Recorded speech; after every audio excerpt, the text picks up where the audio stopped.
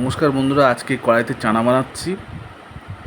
তাই লং একটা ভিডিও তোমাদেরকে আমরা পরে দেখাবো কী করে কড়াইতে চানা বানাতে হয়।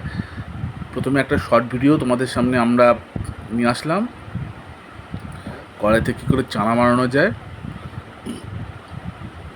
তোমরা সবাই জানো যে চানা শরীরের পক্ষে খুব উপকারী একটা খাবার। এটা তোমাদের হাড়ের জোর বাড়ায়, মাসেলসের জোর বাড়ায়। চানা খাওয়াটা শরীরের পক্ষে খুব জরুরি। এর যা প্রোটিন আছে তা মাংসের চেয়েও অধিক প্রোটিন আছে। মাংসের যা প্রোটিন নেই, এতে তার চাইতে বেশি প্রোটিন আছে। তোমরা সবাই চানা খাও, চানা বাড়িতে প্রত্যেক দিন নিয়ে আসো, চানা প্রত্যেক দিন খাও, দেখবে তোমাদের হাড়ের মজবুতি অবশ্যই বাড়বে। চানা শরীরের পক্ষে খুব জরুরি একটা খাবার।